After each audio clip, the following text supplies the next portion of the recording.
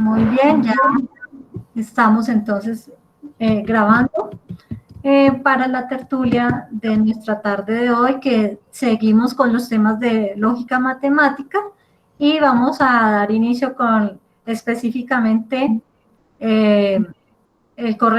digamos, el asunto correspondiente hacia el modus tollendo ponens, y vamos a ir pues aplicando o haciendo las intervenciones de acuerdo a cada una de ellas, recordando pues que anterior a esta sesión ya habíamos abordado algunos aspectos como de carácter formativo o introductorio, que tenían que ver primero con aspectos de carácter histórico, luego tomamos en cuenta criterios de simbolización. ¿Aló? Luego les hablamos algo sobre los términos de enlace. También hicimos referencia entonces en la sesión anterior dentro de esa simbolización de proposiciones al atomismo lógico, al atomismo de Russell, a la influencia de ese mismo atomismo, y luego abordamos lo de reglas de inferencia, que es específicamente pues ya donde vamos hoy, pero en la sesión anterior tuvimos en cuenta al modus ponendo ponens. A ver, ¿cuál otro nos hace falta de los que mencionamos la vez anterior? El modus tollendo tollens. Ni modus tollendo tollens. Entonces hoy vamos a dar inicio con el tema o con la sección correspondiente hacia el modus tollendo ponens, sobre el cual entonces, como sucedió en las dos anteriores, pues esta regla de inferencia tiene una estructura lógica, digamos, de orden formal, de la cual pues vamos a también poder ir haciendo nuestras explicaciones o nuestros argumentos al respecto. Entonces, quiero darles la palabra para quien quiera comenzar.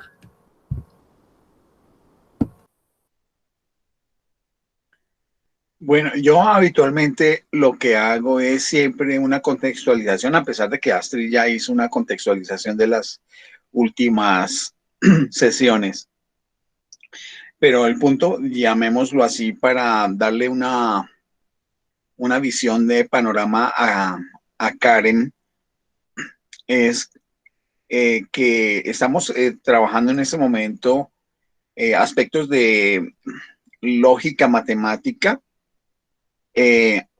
básicamente reglas de inferencia, teniendo en cuenta que la lógica matemática junto con la lógica simbólica y la lógica sentencial, conocida también como lógica filosófica, hacen parte de lo que se denominan las lógicas clásicas, que se establecieron desde principios del siglo XX, a raíz de los aportes que tanto en matemática como en notación lógica se vinieron realizando desde la segunda mitad del siglo XIX, con los aportes de Gottlob Frege, posteriormente los trabajos de Bertrand Russell, Alfred North Whitehead y Ludwig Wittgenstein. Entonces aparecen estas formas lógicas que se conocen como lógicas clásicas, pero son lógicas clásicas modernas, no hay que confundirla con la lógica formal aristotélica ni con la lógica de Port-Royal, que son anteriores, de las cuales están mencionadas y con algún desarrollo en los videos anteriores, Karen, por si es el caso para de tu interés explorar. Estas lógicas clásicas, entonces, por supuesto, han configurado y han contribuido al desarrollo analítico de las teorías científicas durante el siglo XX, por supuesto, en su relación con el atomismo lógico, aunque el atomismo lógico dejó de ser, llamémoslo así, vigente para pasar a otras formas de análisis lógico que permitió la apertura de las llamadas lógicas no clásicas, como las lógicas modales, las lógicas polivalentes, la lógica deóntica, la lógica de contrafácticos, que son otros tipos de lógica que toman distancia de las lógicas clásicas por diversas razones y órdenes que de alguna manera también tuvimos el desarrollo en tertulias anteriores. Entonces, por eso ahora estamos en una etapa ya más de análisis técnico, de manera muy sencilla, por supuesto, de las bases de lógica matemática, en este caso de las reglas de inferencia. Y estamos en una tercera regla de inferencia que es el modus tollendo ponens. Ese es básicamente como es el inicio, ¿no? Tal vez voy a rescatar aquí también algo que Luis Hernando había señalado, creo que en la sesión anterior, cuando hizo una pregunta acerca de la O inclusiva. Lo recuerdo muy bien. Y para poder explicar en la regla de inferencia del modus tollendo ponens, es necesario tener en cuenta que hasta el momento, las reglas anteriores se había tenido en cuenta la conjunción, la disyunción, perdón, la conjunción, la negación y la implicación, el sí entonces. Pero todavía no se había tocado ninguna regla de diferencia que tuviera que ver con la disyunción, que equivale al o. Es importante que se entienda que para el caso de la lógica matemática, el o implica que en una premisa, en una proposición, eh, cuando, se, cuando se da dos opciones, eh, al estadio, como dice el ejemplo, al estadio entran los periodistas o los fotógrafos. No es una disyunción es exclusivista, porque puede ser que sea uno o el otro, o sean los dos, donde ahí la O es inclusiva, y entonces ahí se rescata esa pregunta que inicialmente había hecho la sesión anterior Luis Hernando Briceño. Yo por lo pronto paro ahí para dar paso a otras intervenciones. Muy bien. Pues de lo que podemos ir identificando en estas, digamos, en este comienzo de, de esta, digamos, forma lógica, tenemos que precisamente, como ya lo mencionaba Francisco, de una u otra manera, bueno, perdón, está refiriéndose a un carácter incluyente y que por eso entonces tanto una como otra, o ya sea una u otra de las premisas, pues una de las dos puede ser negada, y lo que hace es sustentarse en la que tiene validez. Por eso en los ejemplos que nos presenta en la forma simbólica, pues se puede decir, por ejemplo, que P o Q, no P, y de lo cual se puede concluir entonces, que sí es Q, o que sí se toma en cuenta Q, porque en este caso lo que hace es el criterio de una O excluyente, no de una O excluyente, que es algo diferente a la O cuando hemos utilizado en la parte de los enunciados, digamos, del lenguaje coloquial o cotidiano. Aquí lo que hace es una labor de inclusión. Y pues el significado de esta estructura lógica, pues lo que permite es que por lo menos un miembro o un componente de la disyunción es cierta, o también puede ser que quizás las dos sean ciertas. En este caso, la O es un sentido, que, como ya se dijo, que es de carácter incluyente, y que también lo que quiere hacer es énfasis en una de las dos, por ejemplo. Esa es otra alternativa. Y quiero sumar lo siguiente a lo que dice Astrid. Es incluyente, pero también es excluyente. Es las dos cosas, ¿no? Para que se entienda que puede ser lo uno o lo otro, o pueden ser las dos cosas. Bueno, Ya llegaron más como colegas, entonces pues para no monopolizar la participación y sobre todo pues también por no, digamos, para dar confianza o apertura a que en el momento que pues Karen quieras hacerlo y porque hasta ahora has llegado al grupo, pues tranquila, puedes pedir la palabra cuando lo desees. No sé, entonces bienvenida Estela, bienvenido Armando. Y también Luis, si hoy no tienes mi oportunidad de hablar, pues ya sabes que puedes escribir tus comentarios en el chat. Nosotros estaremos pendientes para leerlos. Y Sí siempre... puedo hablar. Ah, bueno, excelente, excelente. Qué bien. Muy bien. Listo, compañeros. Entonces, ¿quién quiere seguir en la intervención?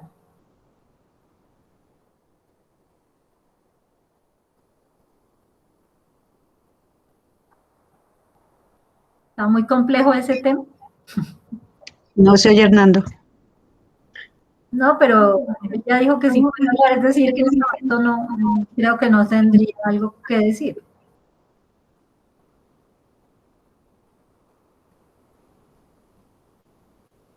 Bueno, pues podemos... Bueno, pues entonces hagámosle así, empujemos la carreta Sí, sí, sí.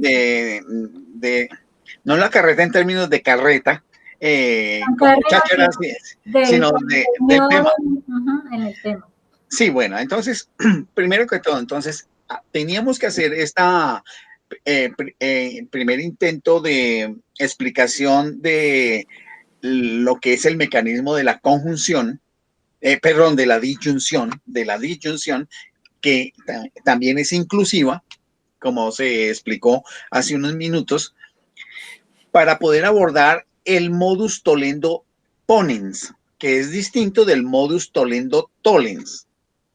En esta regla, una vez más, como las anteriores, proviene de un nombre latino que dice algo de cómo opera o funciona la regla. La idea es que negando un miembro de la disyunción se afirma el otro miembro. Y este es el carácter justamente de las características que tiene la propia disyunción.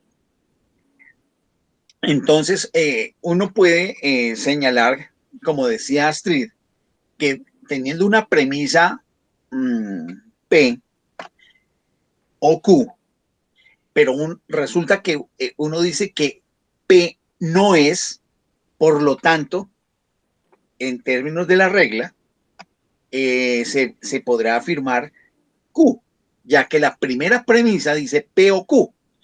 En una segunda premisa decimos que en este caso justamente no P. Si es así, entonces necesariamente de esa primera premisa P o Q, la que queda como cierta es Q. Y ese es el mecanismo, es un asunto supremamente sencillo. Es así de simple. La regla del modus tollendo ponens. Ahora bien, nosotros en ese elemento básico siempre vamos a tener que considerar que los elementos de la premisa P o Q no solamente vienen como proposiciones atómicas. Perfectamente, una P puede ser una proposición molecular bastante compleja, que tenga dentro de sí, dentro de su paréntesis, varias reglas de diferencia previas que configuran una sola gran premisa. Viene después el O y podemos colocar el Q, constituyéndose que también con una muy compleja afirmación de tipo molecular. En ese sentido, el simbolismo es un simbolismo que, si se dan cuenta, es de representación, o sea, tienen las mismas características que tiene el álgebra, porque simbólicamente aparece como una P y como una Q, pero dentro de ella puede corresponder a una muy compleja cantidad de elementos de la afirmación que tengan a su vez otras reglas de inferencia introducidas dentro de ella, pero que configuran una sola afirmación o parte de la afirmación en este caso, porque hay otra que es la Q. De la misma manera, con Q también puede ocurrir lo mismo. Es básicamente eso lo que quisiera decir. Yo no sé si resultan preguntas que puedan ser atribuibles, por ejemplo, a esta regla. Estoy viendo. Hola, ¿cómo están todos? ¿Me escuchan? Hola. Buenas tardes. Bueno, ahorita intenté hablar, pero no estaba funcionando el Sí, micrófono. no. Sí, Pero usted, bueno. con usted y su cacerola están. Ya, ¿qué hago? Es que Sí. yo soy como el país. Cuando hay martillo no hay puntillas y cuando hay puntillas no hay martillo. ¿Qué hacemos? Soy muy Listo. consecuente. Listo, hermana. Entonces, Fíjate que estamos hablando de los condicionales en los cuales yo me encuentro. Entonces eso bien cabe para una proposición Toledo-Tollens. Estaba pensando acá que digamos, si uno coloca, por ejemplo, una frase, ¿no? Por ejemplo, una frase que dice, que tengo acá como ejercicio, que dice, si tiene luz propia, entonces el astro es una estrella. Entonces aquí estamos usando la flechita que va acostada que se direcciona hacia la derecha, que quiere decir sí entonces, ¿cierto? Ese es el símbolo, la flechita que está acostada y que señala hacia la derecha. Entonces si tiene luz propia, entonces el astro es una estrella. Quiere decir que si tiene luz propia, es la premisa P, se caracteriza por P. Entonces, el astro es una estrella, o sea, Q. ¿No? Entonces, cuando uno lo traduce, dice P, entonces Q. P, entonces Q. Si no P, ahora me perdí. P, entonces Q. Si no Q, entonces P. Y si no P, entonces Q. Eso es lo que tengo yo. No. Entonces, Para tantito ahí y te ayudamos. Ajá. Tú lo que estás ahí notando es la última regla que vimos, que es el modus tollendo tollens. Ah, sí, señor. Que tiene que ver que es el Toledo Tollens, sí. Que la negación del consecuente genera como resultado o conclusión la negación del antecedente, que es el modelo básico de la falsación popperiana dentro de la filosofía de la ciencia falsacionista. Pero eso lo explicamos la vez pasada. Ahora, no estamos trabajando en este momento el modus tollendo tollens, sino el modus tollendo ponens. Toledo Tollens, ajá. Bueno, perdóname, entonces vuelvo y repito. El modus tollendo tollens es el que acabas de presentar y que yo trato de clarificar en este momento. Pero lo que ya estamos examinando el día de hoy es el modus tollendo ponens, que está basado en una relación no de implicación, no de un sí entonces, sino de una disyunción, teniendo en cuenta que la disyunción tiene un carácter doble que puede ser disyuntiva, pero también inclusiva. En este caso, se traduce desde el punto de vista simbólico como P o Q, y esa sería la premisa básica. Sí.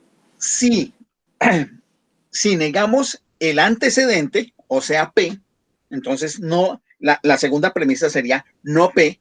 La conclusión que tenemos es que necesariamente tendrá que ser Q, porque ese es el carácter de la disyunción.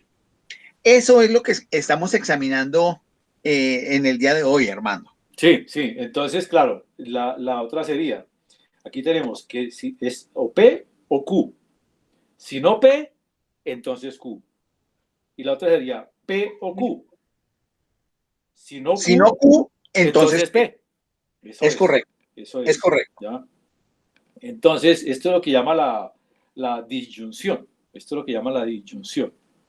Bueno, eso era todo lo que yo quería decir por ahora. Claro que arranqué al revés, pero es por ahí.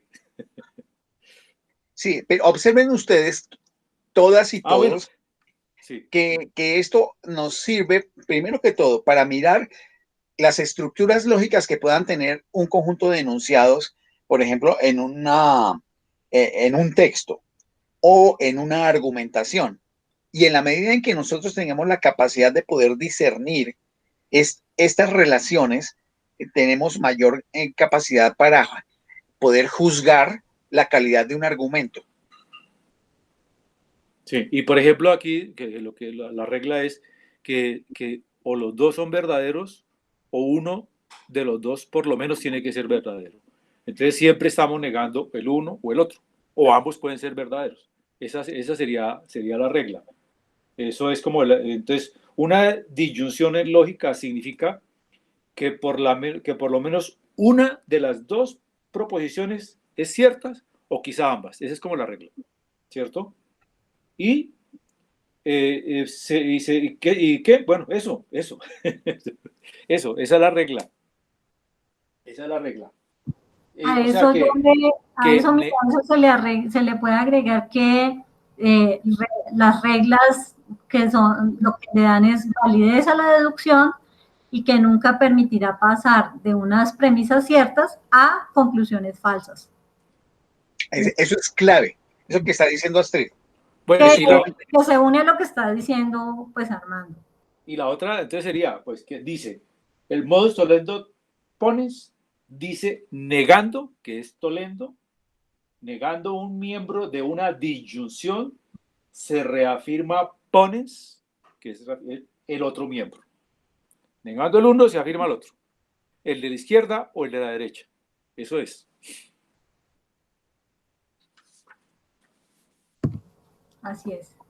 Entonces ya vamos a ir haciendo la construcción de la regla, que es la que nos va a permitir aprender este ejercicio. No sé por qué tengo retorno. Bueno. Entonces, de lo que veamos hasta el momento, ¿qué inquietudes, reflexiones o cuestionamientos les generan?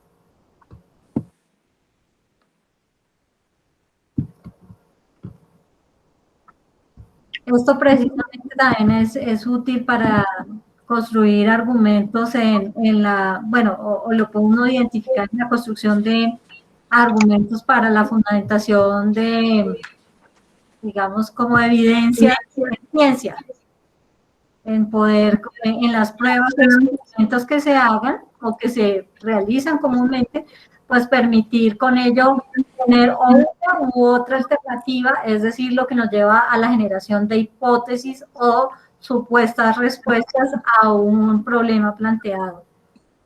Es como de lo que fui viendo en los ejercicios y que en particular pues en el campo de las ciencias naturales o de las ciencias físico-naturales se utilizan mucho para poder poner a prueba o confrontar, por ejemplo, dos hechos o dos asuntos que estén en discusión.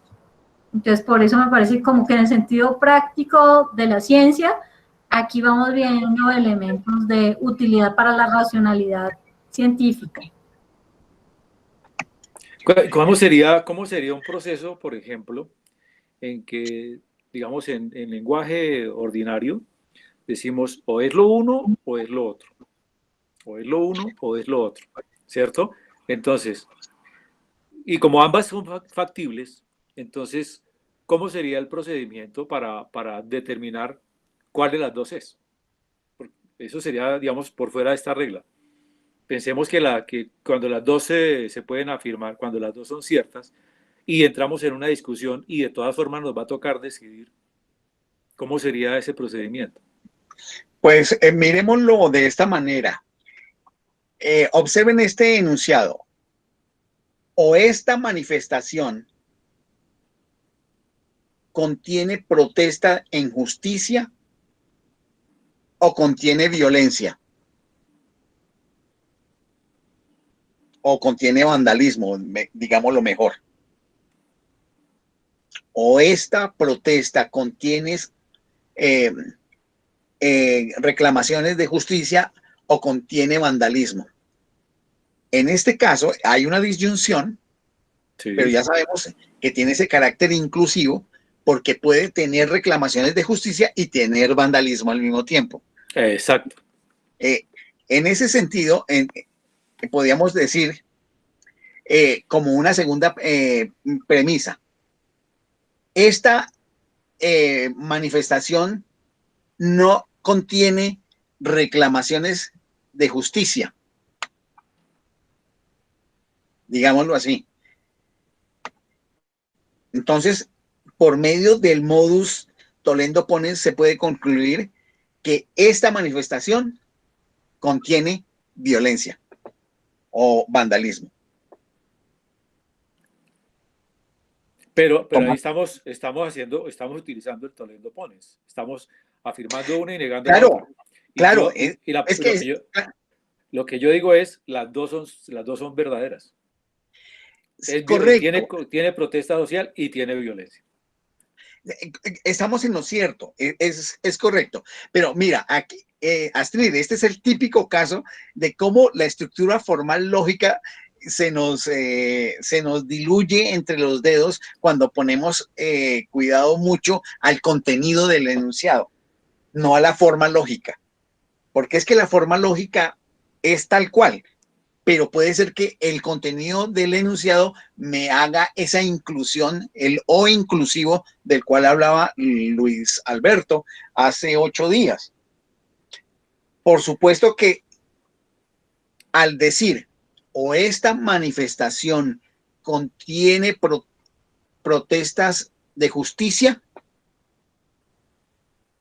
o contiene vandalismo. Vandalismo. O violencia. Bueno, listo, perfecto. La segunda premisa, esta manifestación no contiene no contiene protestas de justicia. La conclusión, esta manifestación contiene violencia. Siguiendo la estructura.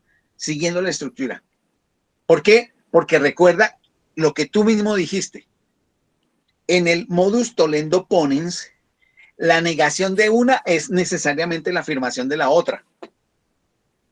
Sí, pero bueno, de acuerdo, está bien. Entonces, nos salimos del tema de la lógica como tal, ¿cierto? Que es P o Q, o P o Q o no P o Q, ¿cierto? Punto. Eso es así, sería, nos salimos de ahí. Pero, entonces, si digamos, en virtud del contenido, quiere decir que yo puedo aplicar otra regla, otra forma. Entonces no sé cuál sería, si una ley de adición, una ley de Morgan, o qué sé yo. Entonces, amigo, sería...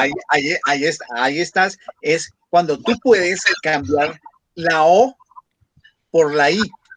Ajá. Conjunción o disyunción. Ajá. Es decir, exacto, Estela, cambias la disyunción por una conjunción. Ah, perfecto.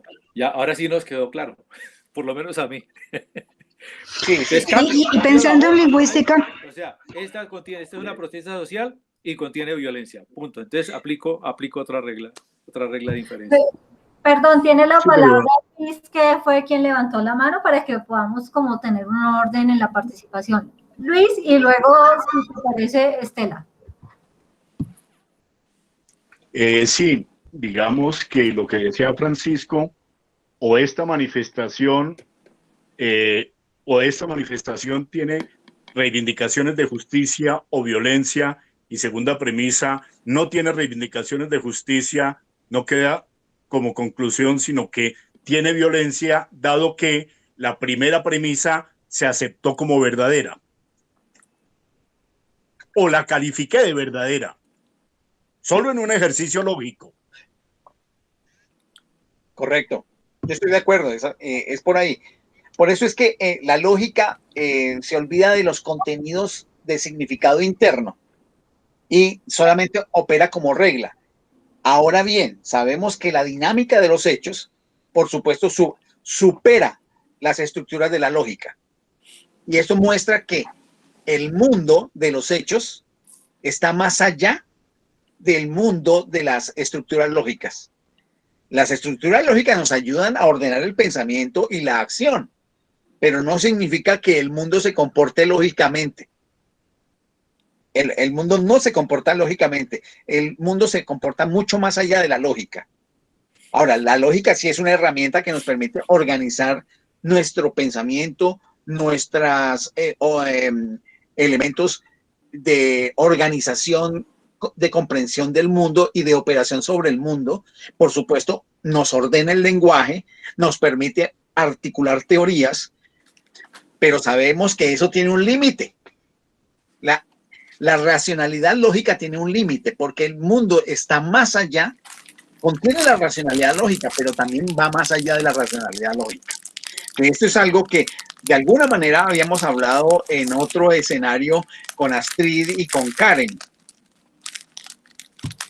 Y que también estaría con algunas cosas que dijimos en alguna de las recientes tertulias en cuanto a lo de Russell y Wittgenstein, en cuanto a ese atomismo lógico que ellos discutían.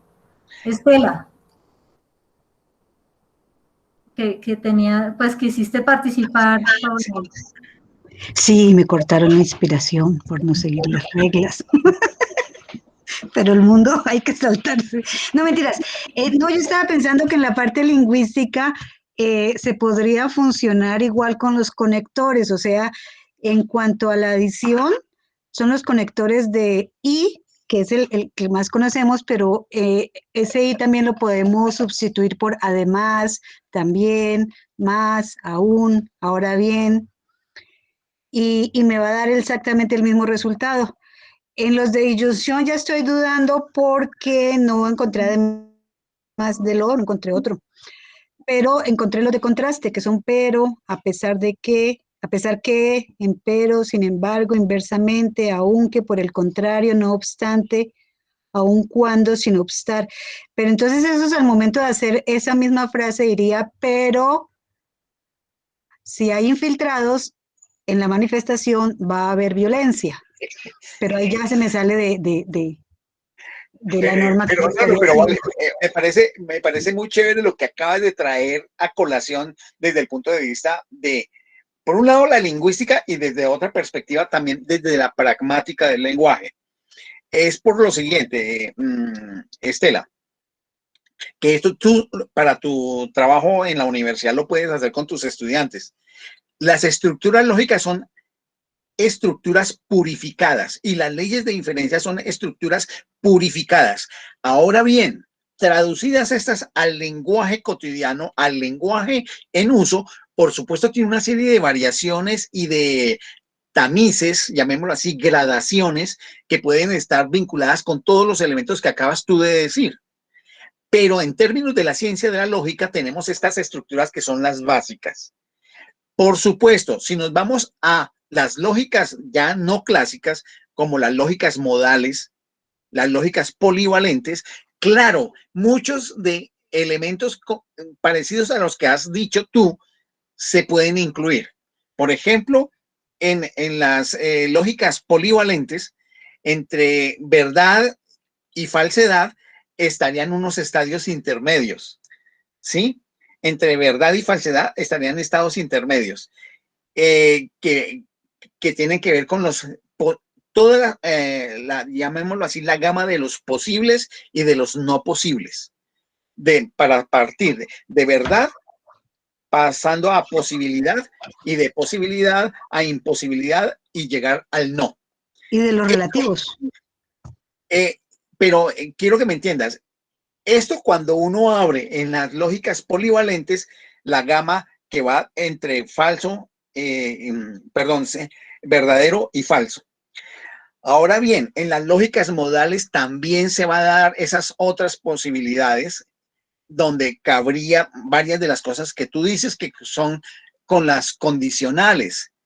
Las lógicas modales plantean modos o escenarios en los cuales algo se puede dar o no. Pero por supuesto, como estamos aquí solamente básicamente con la lógica clásica de matemática, pues eso no aplica acá. No aplica acá para esta lógica, pero no quiere decir que eso que tú estás diciendo no aplique a otras lógicas. Sí, a las lógicas que son de mayor complejidad, que son las lógicas no clásicas. Lógicas de contrafactos, lógicas modales, lógicas polivalentes. Lo que se me hace curioso es que para las de adición sí hay muchas, pero para las de disyunción solamente hay una. Yo Y en ese traté caso de- sugeriría que tú miraras, ya dentro de lo que tú conoces de lingüística, ver cómo los conectores básicos de lingüística se pueden vincular con los elementos propios de la estructura del lenguaje y ver cómo se relacionan más o menos unos con otros.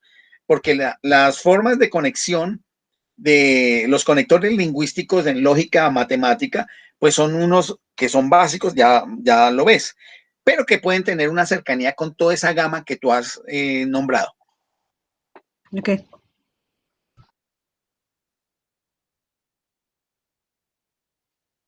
Bueno, Luis, No, una pregunta, de pronto no sé si me adelanto.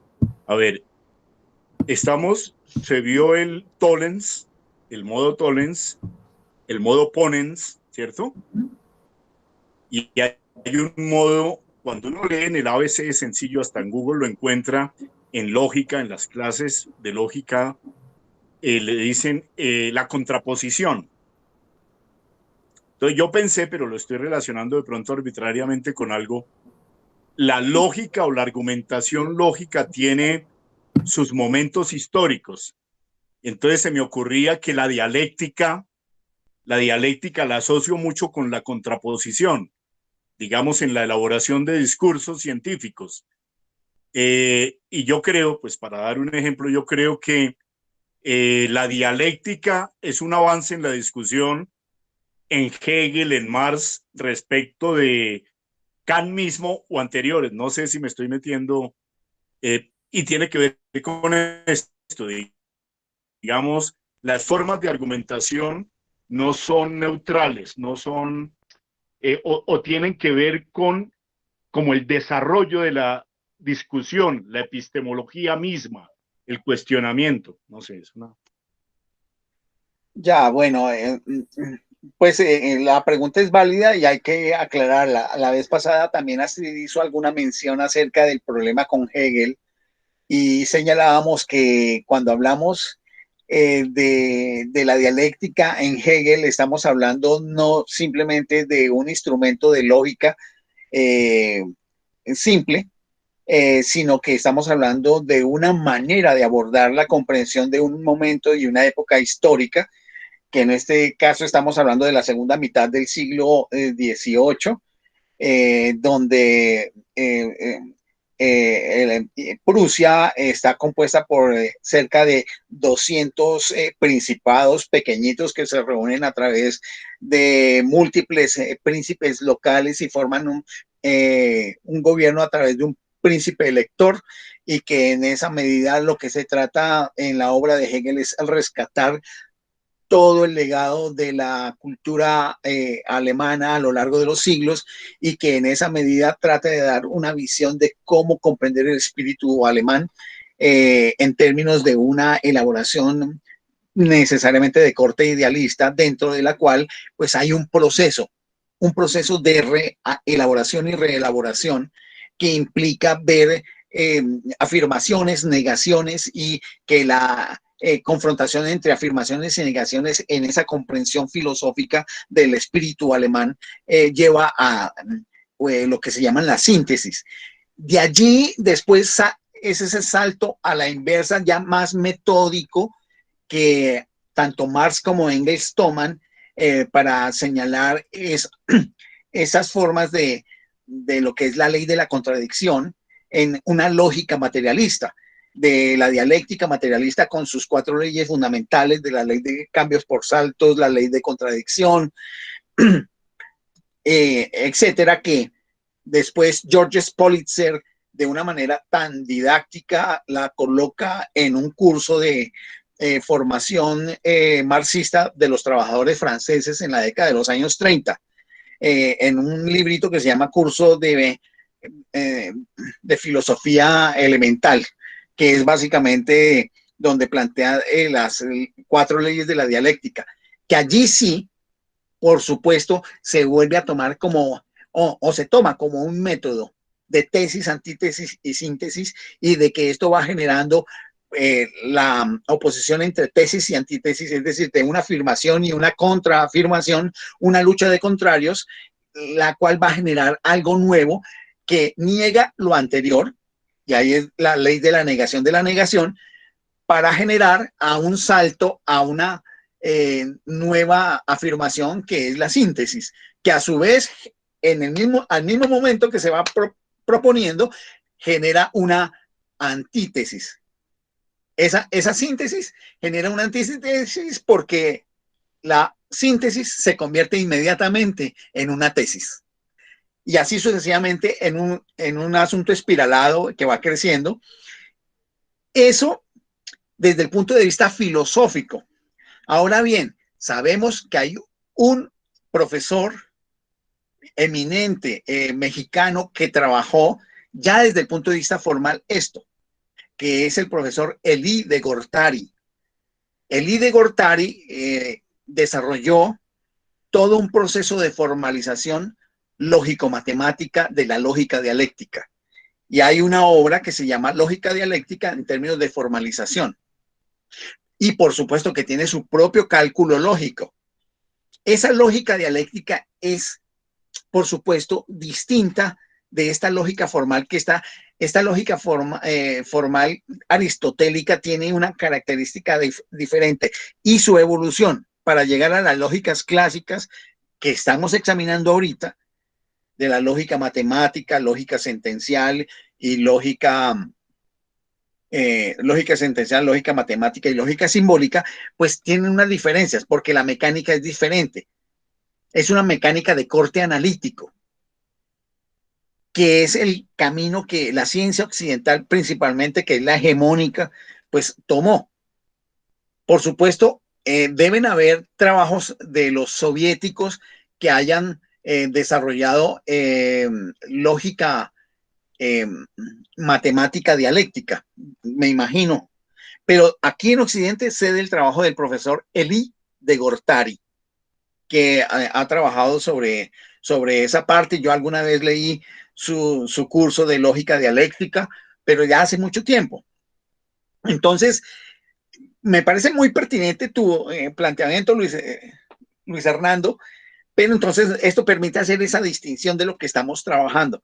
Y esto nos hace ver con sumo respeto que este universo de la lógica es un universo gigantesco y que tiene múltiples utilidades y aplicaciones, porque ya vemos, a la lingüística la toca, pero también estamos hablando de todo lo que es la teoría de la argumentación, lo que desarrolla, por ejemplo, Perelman, ahorita que me acuerdo de un autor muy contemporáneo de teoría de la argumentación como Perelman, y el otro Toulmin, que trabajan sobre teoría de la argumentación, pero basadas en estructuras de estas lógicas analíticas propias de lógica matemática. Eso es lo que yo puedo señalar al respecto. Hay una cuestión ahí.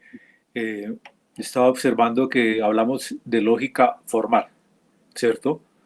Y veo que entonces lógica clásica es otro asunto.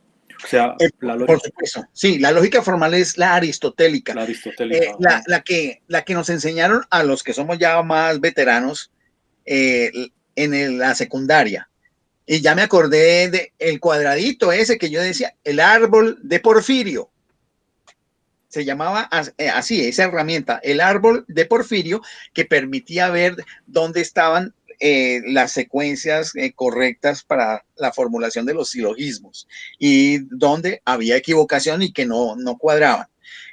El árbol de Porfirio. Todo eso es de la lógica formal. Recuerdan que después, desarrollos posteriores de la lógica formal, donde hubo aportes de los estoicos, aportes de los megáricos, filósofos megáricos, a todo lo que había propuesto Aristóteles, llega a la Edad Media con Tomás de Aquino, y con Tomás de Aquino esa lógica se mantiene durante mucho tiempo. En 1662 aparece la lógica de Port-Royal, que ya dijimos que son desarrollos un poco mayores de la lógica, pero basado en Aristóteles. Viene después el cálculo racionalis de Leibniz, 2 años después, y las series, ahorita no me acuerdo, las series de Leibniz también, hasta que saltamos hasta el siglo XVIII con los aportes de Boole, que lo estuvimos viendo, de la álgebra booleana, y de un autor que creo que fuiste tú quien lo nombró, que ahorita no me acuerdo, sobre estas apuestas sobre lógica y los trabajos de Frege. Esa es como la secuencia, y entonces ahí distinguimos, Armando, lo que es la lógica formal, que es de origen aristotélico, y las lógicas clásicas, que son de ahorita del último siglo y medio. Desde los desarrollos de Frege, Russell, Wittgenstein, sí. Esas son las lógicas, que son 3. Lógica sentencial, que es la misma lógica filosófica, lógica matemática y lógica simbólica.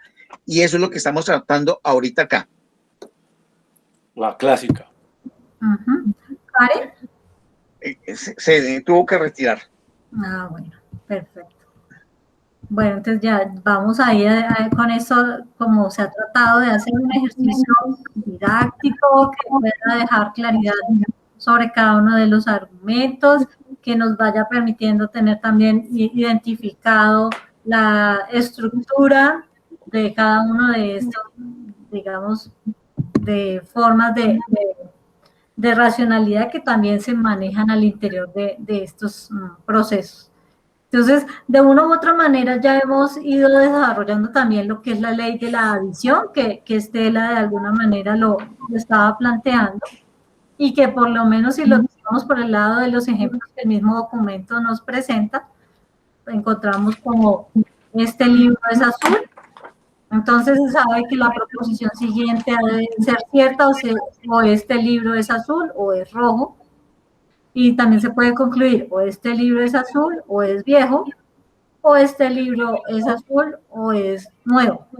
Entonces lo que aquí hace es lo que dijimos en la sección anterior, que lo que hace es reforzar uno de los enunciados, o de uno de los enunciados que tiene toda la proposición, para con ello cumplir con la ley de la adición. No sé si esto les da idea para hacer algún otro argumento. Pues que hay una relación directa entre la ley de la adición y la disyunción. Yo veo ahí esa relación, teniendo en cuenta las características del carácter inclusivo que también tiene la disyunción. Justamente el carácter inclusivo de la disyunción está en la adición que se puede hacer en una premisa que ya se tenga establecida.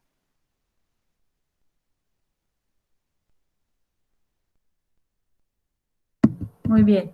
No sé si sí, en esto... no, Armando. Sí, que cualquier adición que se haga es cierta.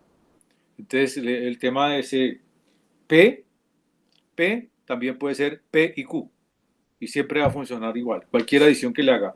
O el libro es viejo, o el libro es nuevo, o es rojo. Sí, entonces, correcto. Es la adición que se haga, pero las dos son ciertas. Sí, correcto, pero recuerda, es que tú utilizaste el conector I. No es I, sino es el O. Perdón, sí, el O. El O. Además es el O. Muy bien. Ahora bien, no sé si a partir de eso también, por ejemplo, el doctor Trejo quiera hacer algún comentario. Gracias, buenas tardes. Buenas tardes. A los tiempos que vuelvo. No, pero siempre me miro los videos que ustedes me envían y pues es importante lo que se está trabajando. Yo la verdad con la lógica siempre he tenido como mis respetos, y con toda esta pues reflexión que están haciendo me parece que es algo muy interesante. Creo que la lógica pues es una herramienta que ayuda a pensar, y bueno, con lo que están planteando pues uno como que queda perplejo frente a cómo utilizarla en investigación para poder deducir premisas que le permitan a los estudiantes entender lo que están haciendo, ¿no? Creo que es válido ese proceso. Que a la postre, pues lo que se decía es saber utilizar la lingüística para poder entonces entender el sentido de los conceptos. Pero sí, yo me quedo escuchándolos, y me parece interesante. El video anterior lo miré completo para poder contextualizarme y pues qué bueno poder aprender un poco más de este discurso de la lógica que sí sirve muchísimo a la hora de plantear hipótesis y sí, que le permitan a uno llegar a verdades. Aunque en la postura de la protesta, que me pareció interesante, yo lo apunté acá el ejercicio, uno puede pensar de que una protesta, por ejemplo, no puede tener los dos componentes, ni de justicia ni de vandalismo. Podría ser simplemente una protesta que no tiene ninguna de las dos connotaciones. Pero fue una duda que me surgió así como en el momento en que se planteaban las 4 premisas sobre las cuales pues se puede hacer deducciones interesantes, ¿no? Pero yo creo que sobre esos planteamientos uno puede trabajar mucho en varios contextos y hacer entender lo que está pasando con la realidad. Eso por ahora. Ahí en ese sentido con el doctor Trejo, creo que vale recordar que las formas lógicas, la forma lógica es una ciencia formal que no trabaja contenidos. Entonces uno como que siempre está cayendo en la trampita, Sí. que era lo mismo que me estaba pasando a mí ahorita. Entonces teníamos que cambiar la regla por un O o por una I. Y se puede, pero siempre trabajas en lógica formal con estas reglas y punto. Entonces el tema es ese, ¿no? Que uno tiene esa tendencia, digamos, tal vez por la cotidianidad, por la vida, por todo esto, por la forma del lenguaje, a pensar que la lógica formal y los contenidos son una relación directa y no, hay que obedecer a las reglas de inferencia. Pues a mí me pasaba, yo lo dije hace como 2 sesiones, que cuando estudié en secundaria la lógica, justamente la lógica aristotélica, con el bendito árbol de Porfirio, que ahora ya me acordé que era, yo tenía dificultades para hacer los ejercicios porque yo veía los enunciados y yo no hacía la abstracción de la simbolización de los enunciados, sino que me iba al análisis de contenido y yo veía que en el análisis de contenido a mí me decía otra cosa la secuencia de los enunciados, y por tal razón, al tratar de construir algunas tablas de verdad en términos de Wittgenstein, aunque no sabía que era de Wittgenstein, tenía problemas para poder obtener los resultados acertados, porque yo me iba a ir al contenido y no a la estructura formal de la regla de deducción. Y eso es algo que naturalmente nos acontece porque nosotros nos vamos a los significados. Y la estructura lógica lo que nos sirve es de mecanismo de operación. Por supuesto que cuando estamos en discursos de tipo complejo, como los que sugiere el doctor Medardo, por supuesto que uno tiene que ir más allá de la regla y tiene que ir a ver otras condicionantes. Y por eso es que existen otras lógicas más de tipo complejo que permite establecer los modus o también establecer, llamémoslo así, las multivariedades, las multivariables que puede tener un escenario de cosas cuando uno está haciendo alguna argumentación. En estos casos de la lógica matemática básica, pues no se podría dar para esos elementos tan complejos. Esta nos sirve para elementos básicos y por supuesto para el tratamiento de operaciones en matemáticas, sean de orden geométrico, aritmético o algebraico.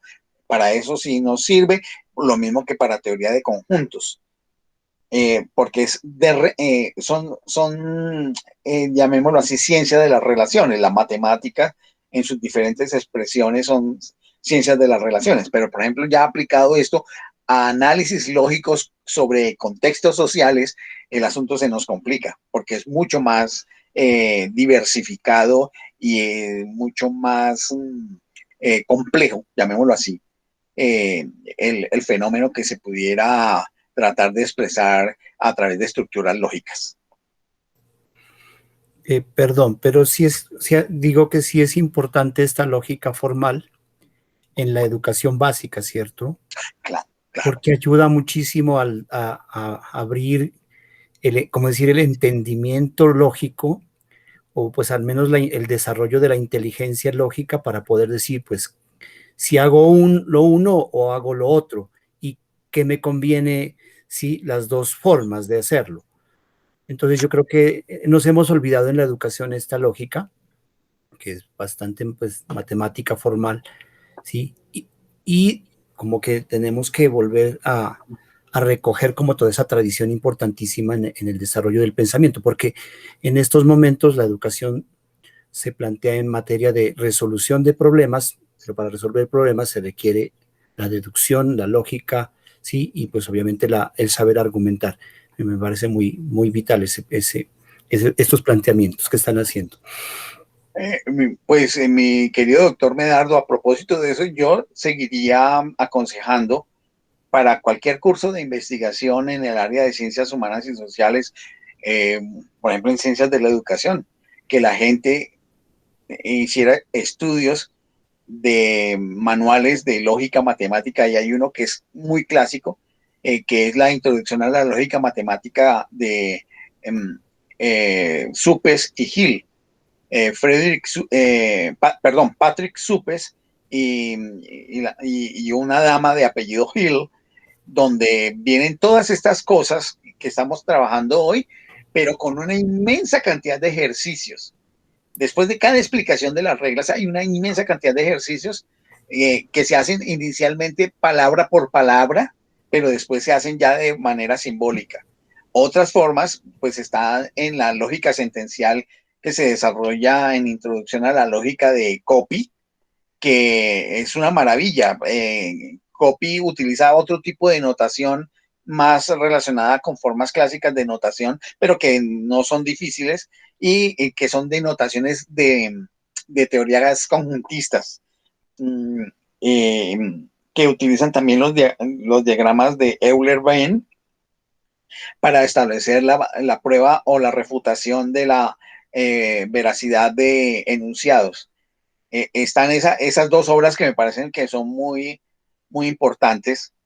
No sé si voy a buscarlas ahorita y las muestro eh, para que la tengan en cuenta, pero creo que un estudiante de ciencia que esté haciendo investigación debería estudiar principios de lógica matemática, sinceramente, porque esto permite ayudarles a ordenar su pensamiento en la organización de sus tareas, de sus ideas, de su capacidad expositiva también y en el orden también de sus actividades.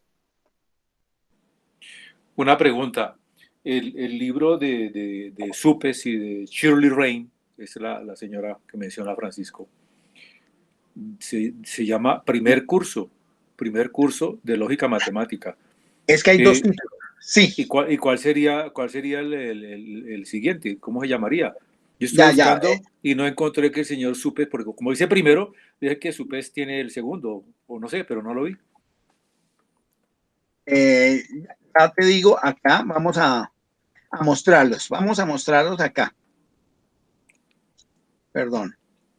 Entonces, permiso, voy a compartir aquí ventanilla. Entonces tenemos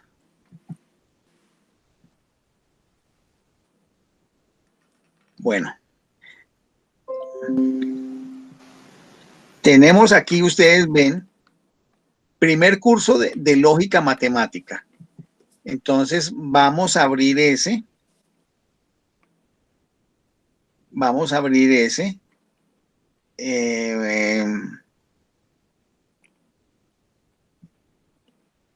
Entonces vamos a abrir ese primero. Y lo vamos a presentar.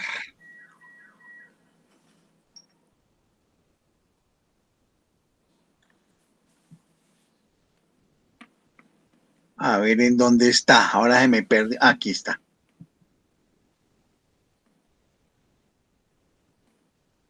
A ver, ya entramos en ese.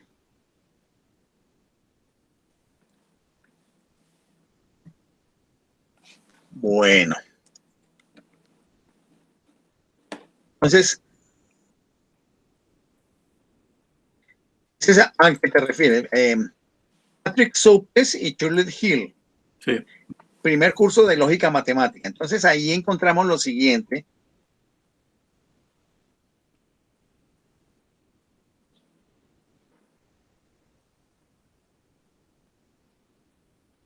Mira, es un documento del año 63 de la Universidad de Stanford, pero sigue siendo totalmente válido. Entonces, observen lo que simbolización de proposiciones. ¿Qué son las proposiciones? Entonces, ustedes se darán cuenta que ya hemos visto de aquí algunas cosas en las tertulias anteriores. Los términos de enlace, la forma de las proposiciones moleculares, la simbolización de las proposiciones, los términos de enlace, el agrupamiento en paréntesis, eso no lo tocamos acá, porque eso complejizaba el asunto, la negación de una proposición molecular, eliminación de algunos paréntesis, un resumen, y esto trae una inmensa cantidad de ejercicios. Está la inferencia lógica, entonces ahí en la inferencia lógica, ustedes se pueden dar cuenta, hay una introducción y están las reglas de inferencia. Aquí están con un desarrollo que observen, son cerca de 60 páginas de mirar todas las reglas de inferencia, cosa que yo traté como en 10, 12 páginas tratar de sintetizar lo fundamental de esas reglas. Eso se puede encontrar ahí con detalle, como lo pueden ver.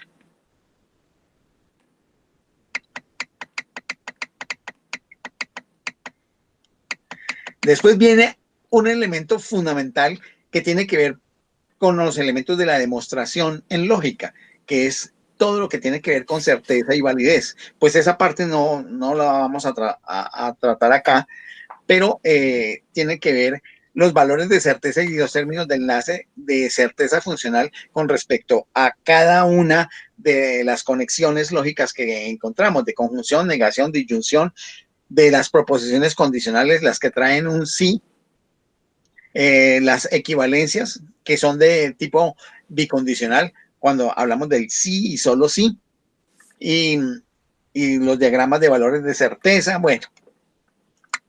Y vienen después las tablas de certeza, que es el aporte que hizo Wittgenstein a la lógica, que tiene que ver con las tablas de certeza, las tautologías, la implicación tautológica. Y después viene algo que Maastricht mencionó en su momento, que no hemos tocado todavía acá, que son los términos predicados y cuantificadores universales. Y están también los cuantificadores existenciales. Entonces, todo esto, 5 y 6, se refieren a los cuantificadores universales.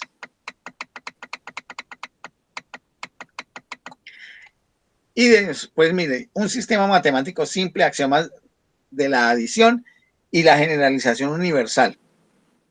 Esto es el primer curso de lógica matemática. Parece ser que no le alcanzó para más, mi querido Armando, el tiempo o la vida a Patrick Soupes para el desarrollo de su trabajo. Yo sugiero, yo tuve la oportunidad como estudiante, estoy hablando 1984, de estudiar una buena parte de esta obra. Y me parece que fue supremamente útil para mi formación. Entonces, lo que pienso, doctor Medardo, es que los estudiantes que estén haciendo trabajo de investigación o en la currícula de investigación, tener elementos de lógica matemática, porque es que esto, más metodologías de la investigación, es un elemento fundamental en la solidez del pensamiento investigativo y en la práctica investigativa de los estudiantes. Es lo que yo podría decir.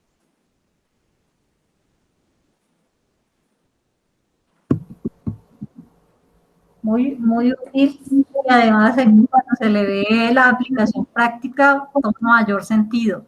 Y entonces creo que ahí se suple la parte de lo cual siempre hemos estado como en cuestionamiento del significado.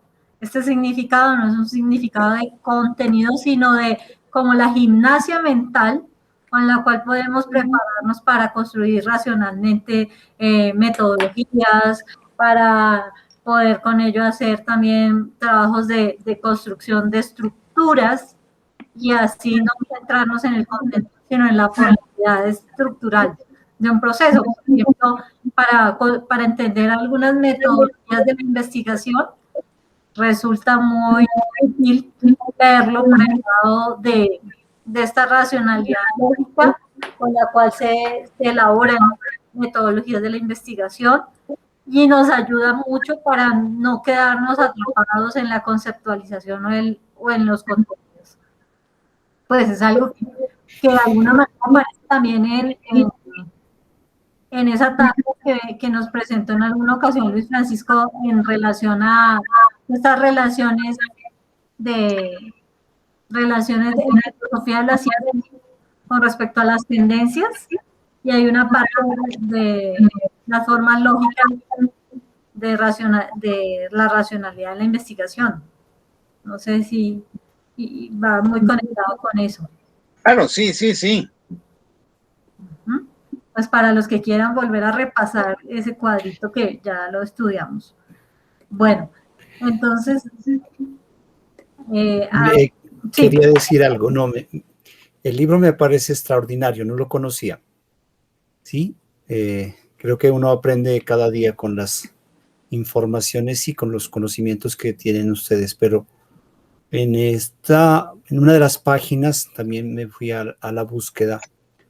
Dice algo que a veces uno no lo entiende, y decía usted, profe, en el bachillerato uno no le gusta la lógica, y yo creo que tampoco con mi profesora entendía qué significaba eso. Pero quizás los griegos tenían razón de dedicarse a este bello oficio de la lógica, ¿no?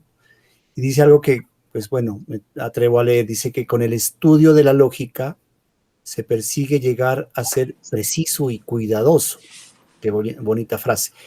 La lógica tiene un lenguaje exacto, pues obviamente porque está unida a las matemáticas, ¿no? Pero aunque así sea, vamos a intentar construir un vocabulario para este lenguaje preciso utilizando el lenguaje cotidiano, algunas veces tanto confuso. Entonces yo creo que la lógica parte del lenguaje cotidiano, como decían los griegos, de la simple opinión a la episteme, ¿no?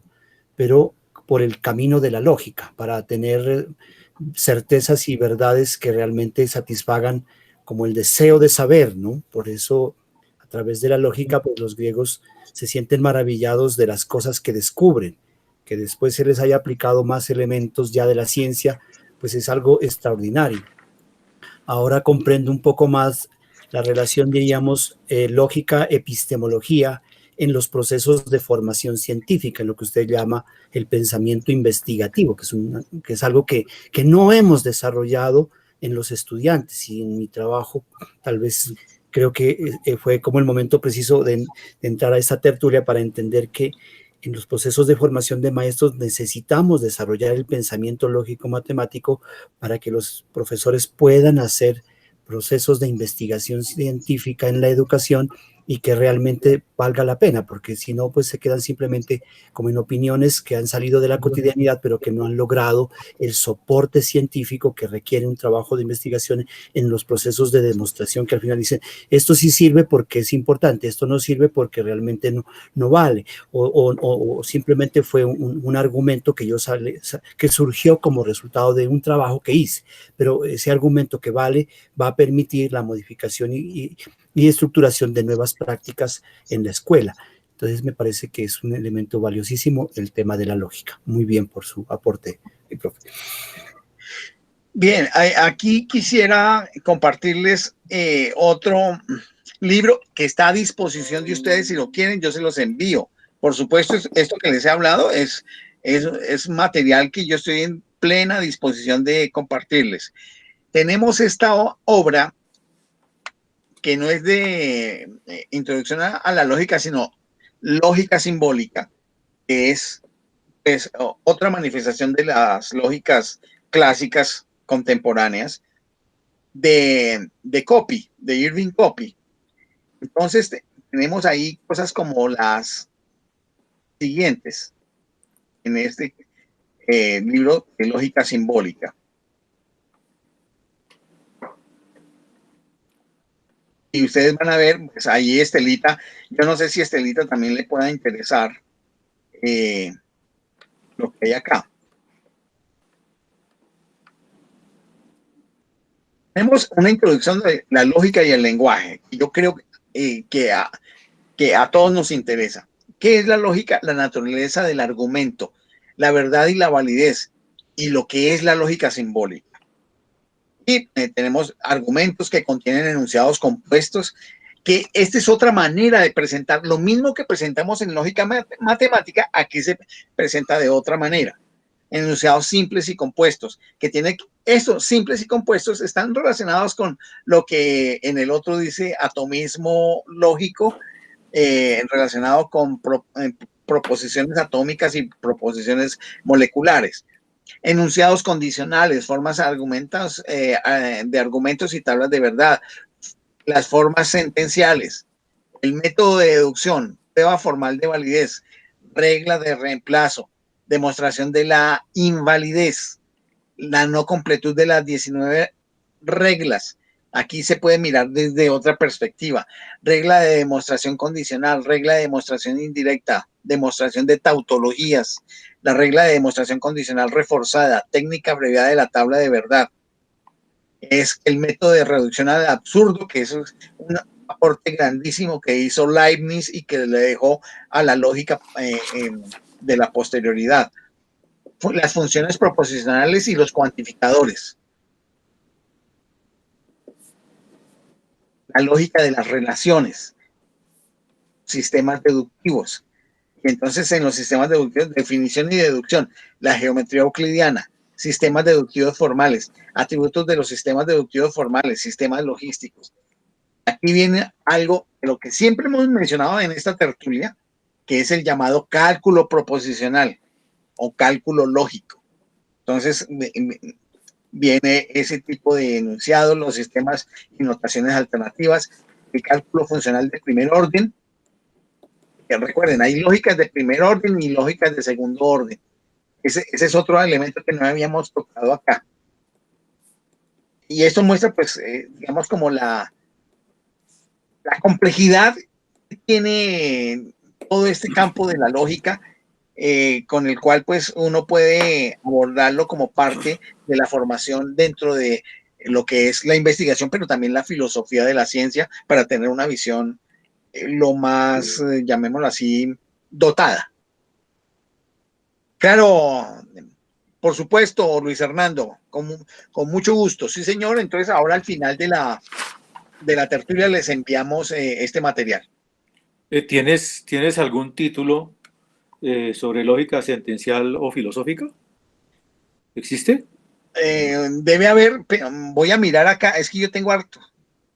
Vamos a ver. Porque estoy buscando acá. Yo estuve buscando precisamente las tres lógicas, las lógicas clásicas por internet, y sí. Me lanzó a muchas cosas y todo, pues, no sé si porque no investigué demasiado, pero por ejemplo, ahorita me estás mostrando lo de lógica simbólica y eso no lo vi ahí. Y lo pregunté, pero no me salió. Entonces, por eso si de pronto tienes lo de lógica sentencial o filosófica, sería súper interesante. Voy a mirar acá. Pues material sobre lógica tengo mucho. Como para tener ya en nuestro poder la lógica clásica. Y podernos alejar de la lógica formal. O tener la lógica formal en su ámbito. Sí. Estoy mirando y, por supuesto, en el envío que les voy a hacer, ahí miraremos entonces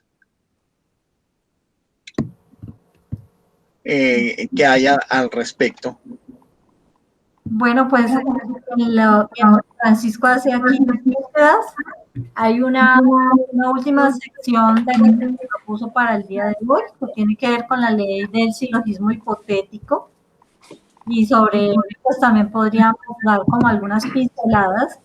Pues también, no sé si Francisco, pues mientras tú estabas haciendo la búsqueda, como para que pudieras como tener las dos cosas igual, y que con esto de la ley del silogismo hipotético, pues vamos viendo que hay todo un orden con el cual se va dando a partir de estos razonamientos mediados por el simbolismo, con el cual se ha estado teniendo cada vez más claridad, y de lo cual se permite la construcción de una conclusión que dice allí que es una proposición de carácter condicional, es decir, que está siempre en posibilidad de ser modificada. Lo que permite es generar con ellos posibles respuestas, posibles alternativas a la respuesta de aquello que se ha planteado como hipótesis, ¿no? Y con este ejercicio, pues lo que va llevando es a una concatenación de cada una de las premisas de una manera causal. ¿Qué les genera esta, digamos, como esta sección de nuestra lectura y reflexión de la tertulia de hoy? Pues ahí tenemos que para la ley del silogismo hipotético se requiere de dos condicionales. No, es una de las primeras reglas. Se requiere de dos condicionales. Segunda regla, se debe comprobar que el antecedente de una condicional es el consecuente de la otra. Y la tercera regla es que se forma como conclusión, se forma como conclusión el antecedente de una premisa y el consecuente de la otra premisa. Entonces, eso quiere decir, por ejemplo, tomamos el ejercicio propuesto que dice, si hace calor, entonces Juana va a nadar, que sería la primera premisa. La segunda premisa sería, si Juana va a nadar, entonces arregla la casa después de comer. Entonces aquí se está cumpliendo la primera regla que es que se deben tener dos condicionales, y la segunda regla que se debe comprobar que una de las condicionales es consecuente de la otra. Entonces aquí dice, por ejemplo, si hace calor, entonces Juana va a nadar, primera premisa, y la segunda premisa que debe tener el consecuente es, si Juana va a nadar, entonces arregla la casa después de comer. Y como conclusión, se forma con el antecedente de una y con el consecuente de la otra. O sea, de la primera premisa con el consecuente de la segunda premisa. Entonces, esto en lenguaje formal querría decir D, que sería hace calor, S, si Juana va, S, Juana va a nadar. Juana va a nadar. Entonces quiere decir que D, entonces S, luego S, entonces H, que es arregla la casa después de comer. Y la conclusión sería la primera, el antecedente de la primera con el consecuente de la segunda. Entonces sería D, entonces H. Creo que, no sé si fui claro. Ahora sí, Francisco nos termina de ampliar el... Puedes ir llevando los símbolos que tiene el documento para poder hacer la secuencia. Pero sí.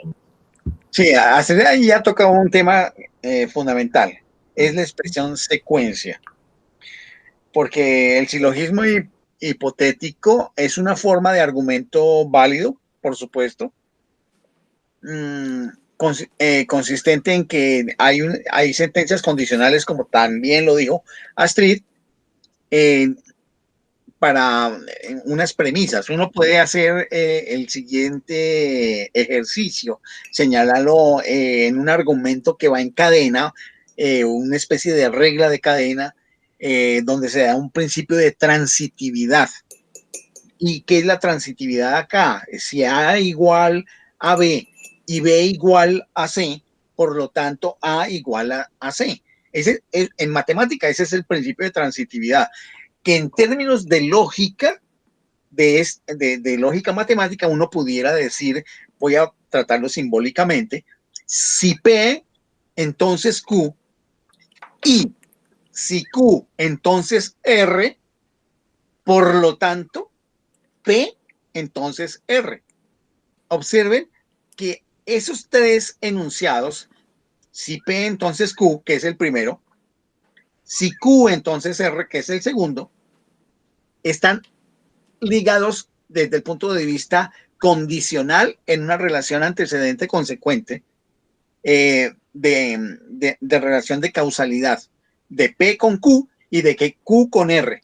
Y si es así, necesariamente la conclusión verdadera en términos de lógica sería que P tiene una incidencia de causalidad sobre R.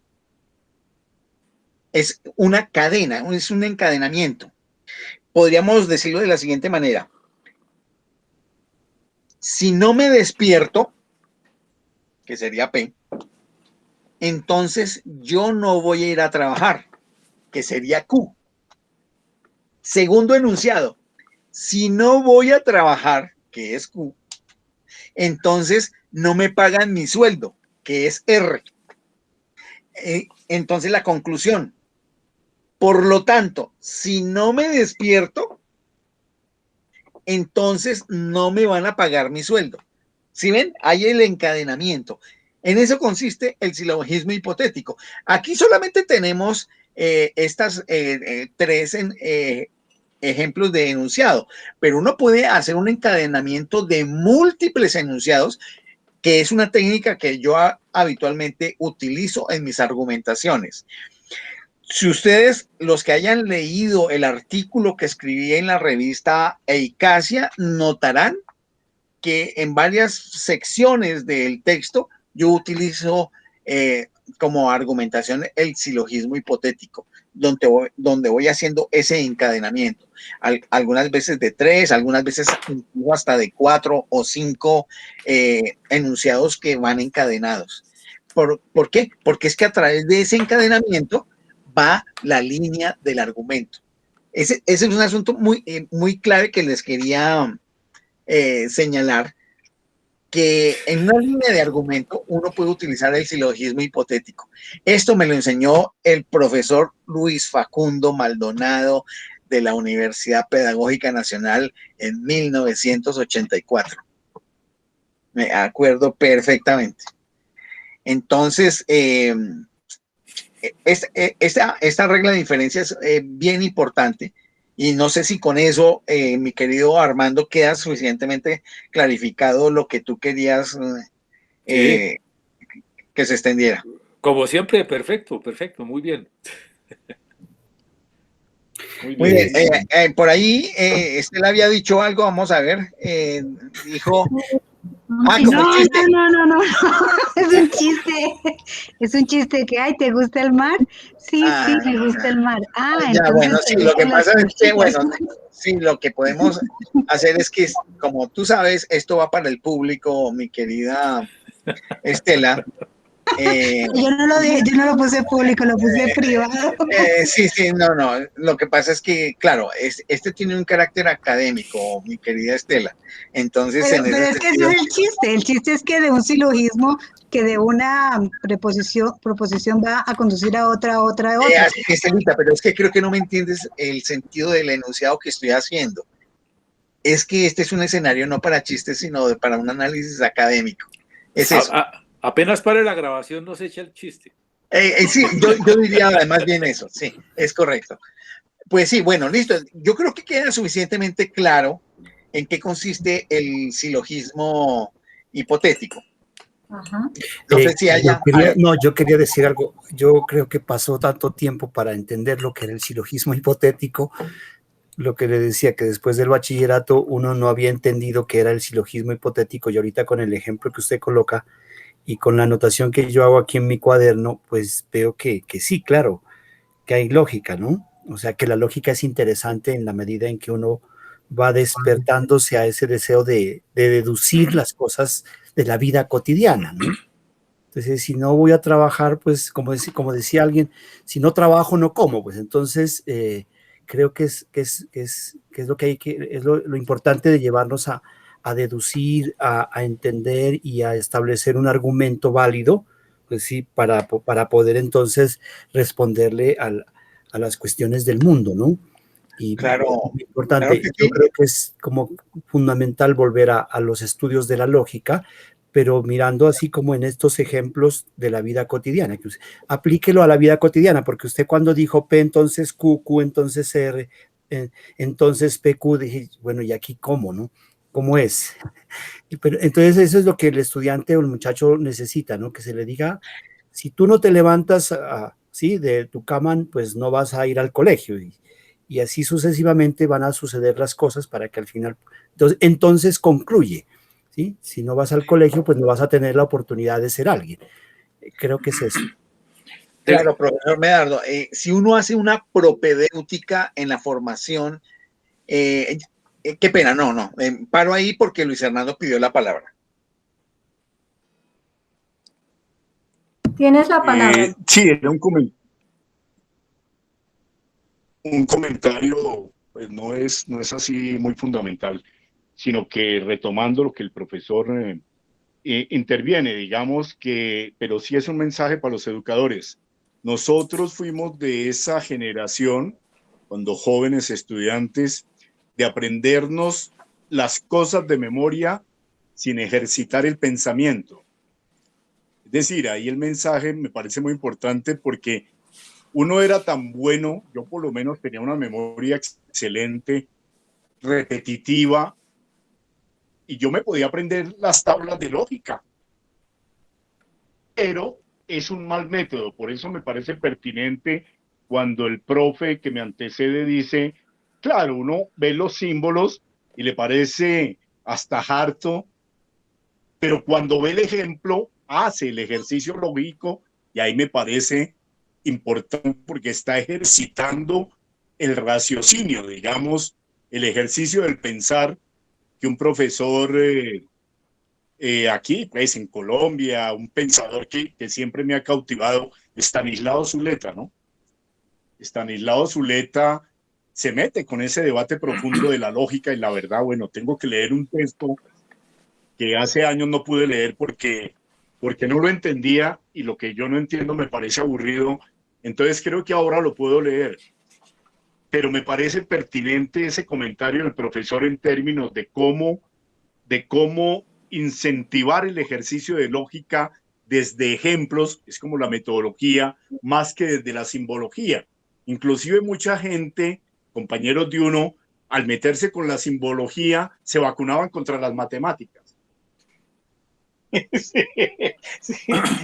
Sí. Hay una cosa muy valioso lo que señala Luis Hernando.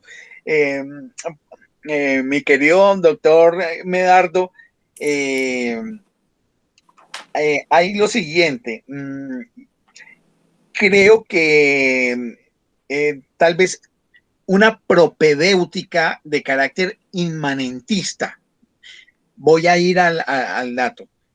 ¿Qué sería una propedéutica de tipo inmanentista para el aprendizaje de la lógica?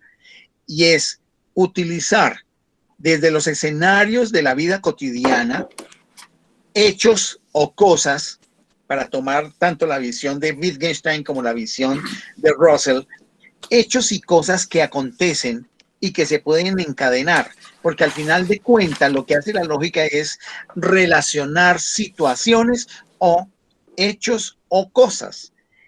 Y en esa medida ir construyendo desde el lenguaje en uso, es decir, desde la pragmática, ir encadenando y después del encadenamiento tomar los elementos por escrito de lo que se dice y después hacer seccionamientos y pasar a la simbolización. ¿Por qué razón hay que pasar a la simbolización? Porque ya cuando vamos a niveles, por ejemplo, de trabajo de cálculo lógico para analizar teorías, para analizar modelos matemáticos o modelos geométricos, Ya no podemos seguir recurriendo a las descripciones del lenguaje porque sería un trabajo interminable. La simbolización lo que hace es una economía de palabras, una economía de pensamientos para irnos a las estructuras básicas de relación lógica.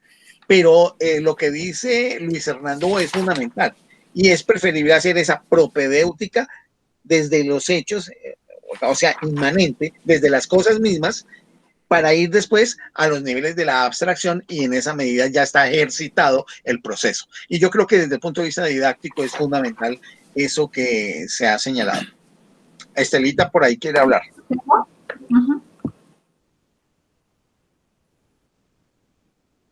No, ya no. Levantó la mano, pero... Sacó la mano, pero fue que sacó la... Ya. Estaba pensando... ¿Ahora sí? Sí. Sí. Bueno, voy a defender mi derecho de réplica al chiste, porque el chiste es algo de dominio público y porque no deja de ser académico. O sea, analizar un chiste desde el punto de vista de la disrupción lógica del lenguaje también es válido y es académico. Entonces el chiste dice así. Bueno, aquí se le hace muchos chistes a los gallegos, lo que allá en Colombia se le hace a los pastuzos. Entonces se encuentran dos gallegos. Entonces Venancio le dice al amigo que se encuentra, le dice, vamos Adalberto, que me he encontrado el otro día, José me ha enseñado una cosa increíble y fantástica que se llama la lógica. Entonces le contesta a Adalberto, ¿lógica? Sí, hombre, la lógica. Venga, ¿y qué es eso de la lógica? Mira, te lo voy a explicar con un ejemplo para que entiendas.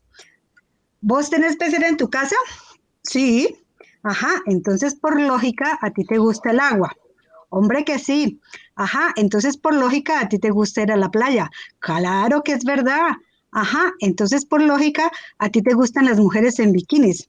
Hombre, vamos que tenés razón. Entonces por lógica vos no eres gay. Bueno, ahí hay otra palabra.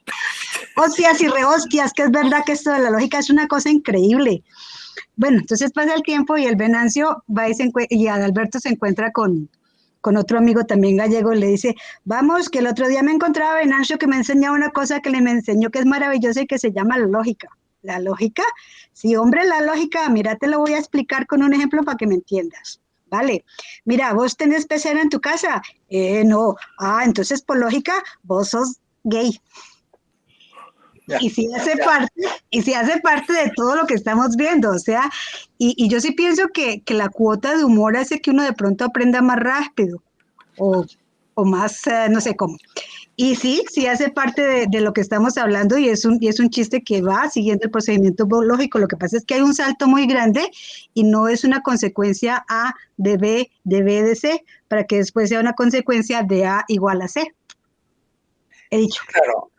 Ahí las formas del silogismo hipotético, pues justamente desde el punto de vista del contenido, pues no resulta. Indudablemente, ahí no funciona el silogismo hipotético. Ahora bien, como lo acabas de plantear, pues tiene todo sentido para lo que estamos haciendo, pero no como originalmente lo habías planteado porque no cabía. Pero ya tal como lo has planteado, lo que permite decir es que un silogismo hipotético como el del chiste, en un determinado caso funciona, pero en el segundo caso, en la réplica que hace del silogismo hipotético a ese otro amigo, al segundo amigo, pues ahí no funciona porque es que ahí no está en la forma lógica, sino está por el contenido. Sí, en ese sentido, ¿no? Lo que pasa es que yo asumí que ustedes se sabían el chiste. Ese fue mi error. Me falló la lógica. Somos muy serios. Somos muy serios. Creo que has hecho un valioso ejercicio de reivindicación de tu planteamiento. Yo tenía un comentario. A ver, dale, Estela, dale. Pensé que Luis iba a decir algo por los gestos que estaba haciendo, pero no, tienes la palabra, Armando. Estaba también pensando como un asunto, digamos, de corte histórico. ¿Aló? Se fue. Sí, ¿Me escuchan? Estaba estaba pensando en un asunto alrededor de la lógica en términos históricos. O sea, que cuando miramos este tema aquí, este libro de primer curso de lógica matemática, y pues es un libro que sus primeras ediciones son en inglés, y la primera edición en español es en 1963. Quiere decir que, pues, de acuerdo a como digamos, unas vivencias que yo he tenido, en que siempre a nosotros nos llegan estas cuestiones, digamos que relativamente tarde, 15, 20 años después. O sea, que de pronto en el país todavía estábamos dentro de la lógica formal aristotélica, o sea, estábamos muy metidos, muy sumergido el país en la lógica de la metafísica, y solo hasta 1963 se edita este libro en español. Quiere decir que es muy probable que, por ejemplo, hablando de aquí que somos personajes ya de cierta edad, que a nosotros nos tocó vivir mucho dentro de la lógica aristotélica, nos tocó vivir dentro de la lógica formal, y que todo este brote de lógicas, digamos, clásicas, lógica sentencial filosófica, lógica matemática y lógica simbólica, realmente, digamos, son relativamente nuevas en el país. Pensemos que si en el 63 hicieron el libro, de pronto, por rápido que nos haya llegado, nos llegó en el 70-75. O sea, hace 45 años o 40 estamos en medio de la lógica clásica. Bueno, sí, es bueno ese argumento que estás planteando, sobre todo pues cuando uno habla del grueso de la población. Incluso el grueso de la población ni siquiera tiene una formación en lógica formal, sino es más la cotidianidad y el pensamiento mágico, el pensamiento de llamémoslo, del por si acaso, el pensamiento, llamémoslo así, caótico, eh, que, que yo no voy a decir que sean impropios, no, eso es parte de la vida, que todos los pueblos lo tienen, por supuesto, eso no cabe duda. Cuando hablamos de esa lógica formal, es la lógica formal dentro de la academia, dentro de las universidades, dentro de los colegios. Eh, Ustedes se imaginarán en esa tradición del colegio San Bartolomé cómo la lógica formal aristotélica debió ser un fortín muy grande en la formación de los líderes colombianos, lo mismo en el caso del gimnasio moderno, por ejemplo. Para hablar del siglo XX, pues, aunque bueno, en el Colegio San Bartolomé desde su propia iniciación, con toda la influencia religiosa que había ahí y por supuesto la lógica formal aristotélica vía Tomás de Aquino, pues estaba ahí plasmada. Y es indudable que eso es cierto. Tal vez ya en la década de los 60, 70, llamémoslo así, es que aparecen otras formas de lógica dentro de la academia colombiana que lleva, pero dentro de la academia universitaria, que lleva a mirar otras cositas, como lo que tú estás señalando, Armando, y en la medida que va aumentando la población universitaria, seguramente va aumentando este conocimiento, pero que es un conocimiento que no necesariamente tiene apetencia dentro de los estudiantes, como tal como lo dijo el doctor Medardo. Entonces, eso es así. Pero inclusive, algo que yo les voy a decir este libro escrito en los años 70 del profesor Elie de Gortari sobre lógica dialéctica matemática. Eso no se conoce. Yo lo conocí no porque me lo trabajaron en la universidad, sino por mis búsquedas. Eso no se conoce acá, que es cómo se simboliza todo y cómo hay leyes de lógica en la lógica dialéctica. Porque el pensamiento dialéctico tiene sentido, tiene un significado y tiene un sentido, y por supuesto tiene unas técnicas. Yo desafortunadamente no tengo experticia en eso. He leído sobre eso, pero no tengo experticia en eso. Y es algo que aquí no se trabaja. Pero, por ejemplo, en la Unión Soviética y en muchos países que vivieron bajo la influencia socialista, el desarrollo de la lógica dialéctica matemática se trabajó. Por supuesto, tiene unos desarrollos que coinciden o contrastan con la lógica matemática. Entonces, son como cúmulos de experiencias que debido a la historia de los pueblos, pues unos tenemos más o menos relación con ellas. Y, por ejemplo, veo que en el caso mío, de todas maneras, la lógica dialéctica me impactó en la década de los 70, cuando tuve la oportunidad, por ejemplo, de leer, lo primero que leí al respecto fue el libro rojo de Mao Zedong. En el libro rojo están las leyes de la dialéctica explicadas en términos de la lucha política en relación con la revolución campesina en China. Y ese fue mi primer contacto con lógica, pero a partir de aplicaciones en los movimientos sociales. Después, al ratico, conseguí el libro de Pulitzer sobre introducción a la filosofía, estudios de filosofía elemental de Georges Pulitzer, donde viene otra explicación también de las leyes de la lógica dialéctica enseñada a los trabajadores franceses de los años 30 por parte del Partido Comunista Francés.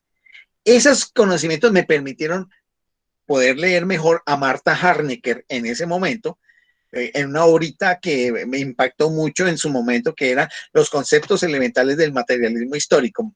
Martha Harnecker, una socióloga chilena de tipo marxista, muy influida por Luis Althusser.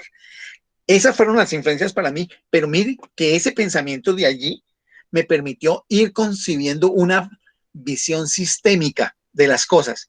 Y yo no había estudiado teoría de sistemas. Yo conocí lo sistémico a través del marxismo, de esos elementos del marxismo.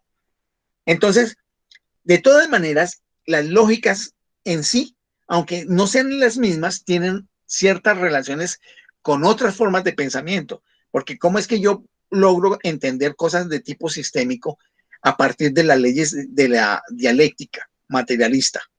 De la dialéctica materialista. Entonces ahora pienso que pueden suceder algunos tránsitos de los juegos de la mente que hace que uno, sin saber una cosa, la puede intuir estudiando otra cosa. Esas son como curiosidades que yo encuentro en toda esta historia de nuestra propia formación. Yo no sé si Luis Hernando, que me da la impresión que tenemos como un desarrollo como parecido, pudiera decir algo al respecto. Sí, sí, en ese punto que tocaste, yo, digamos, también entré un poco como a estos temas y a otros temas, un poco con esas influencias, porque era la época, era el momento.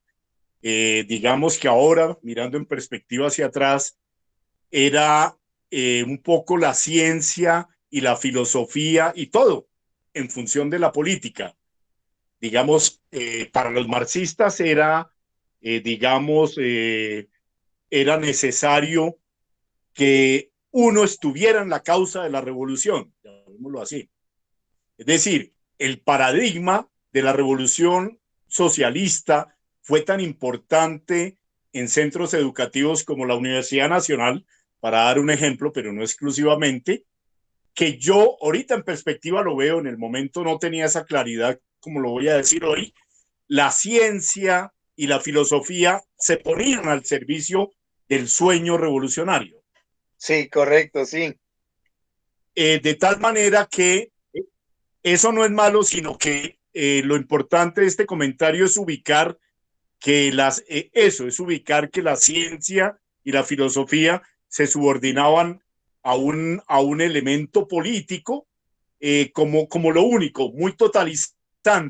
Yo de pronto lo veo así, muy totalizante. Bueno, pero también quería hacer el comentario cuando estaba hablando Francisco, que no despreciemos este tema que alguien introdujo, este tema entre que uno lo escucha en la cotidianidad, esta polaridad, llamémoslo así, entre sentido común y ciencia, es muy importante para mí, siempre me ha llamado la atención, porque el sentido común para mí es importante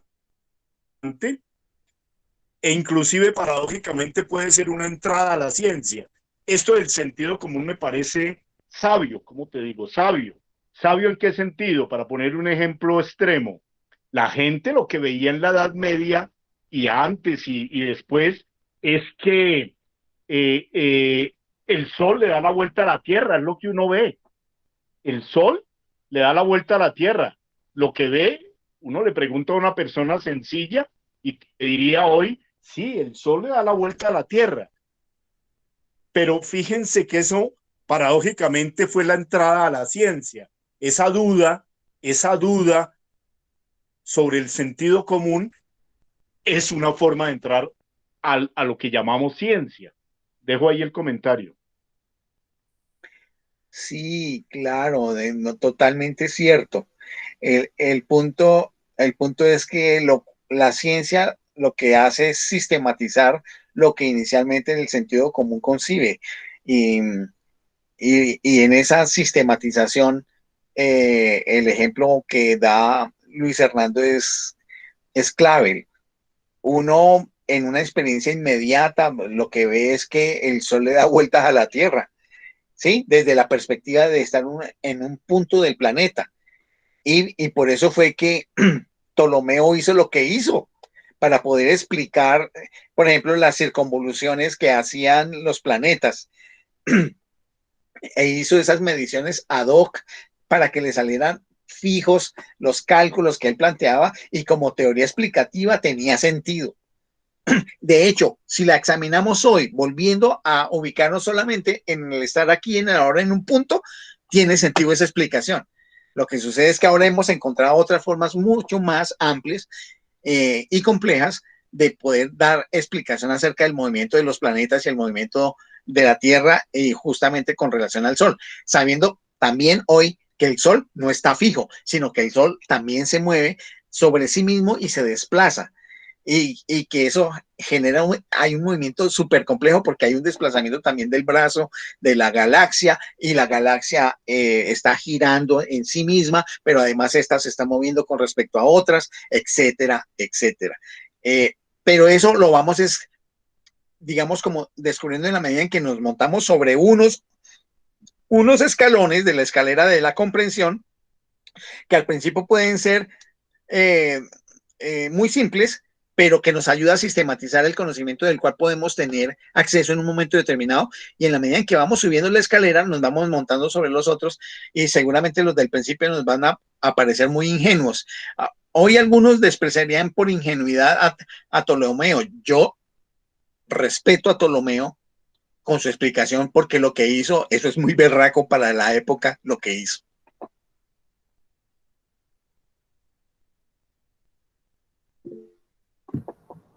Sí, Estela, tienes la palabra. No, pues es que es volver al punto de que uno puede hacer lo que veíamos hace unas tertulias hace como un año, uno hace hasta donde el conocimiento que está alrededor le permite.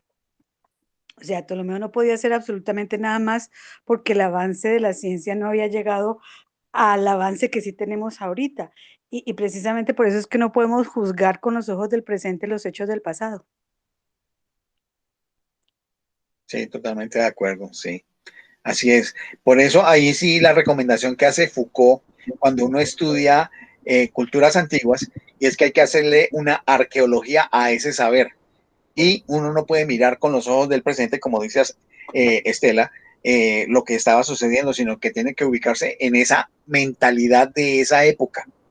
De ahí que la historia de las mentalidades es fundamental para poder entender hechos del pasado. Excelente. Creo que hoy hemos podido, como también a través del ejercicio de la lógica, encontrar elementos de aplicación a la vida práctica, como es en el campo de lo educativo, en el campo de la investigación y en el campo también de la vida personal, el desarrollo de la formación en cuanto a la filosofía y a la ciencia a nivel individual. Y cada uno lo ha ido detectando pues con su historia de vida, con sus experiencias y cómo también hoy por hoy lo puede ver desde otra o con otros elementos o con otros criterios que tal vez no tuvo años atrás. Creo que ha sido muy enriquecedor toda esta experiencia. No sé si podamos dar como más bien unos elementos conclusivos o si no los hay, pues tampoco es una camisa de fuerza. Recordemos que el propósito es poder hacer de esto un espacio abierto y tranquilo, pero que podamos también, si alguien quiere como rescatar algunos elementos que pudieran recoger una síntesis de lo que hoy hemos trabajado.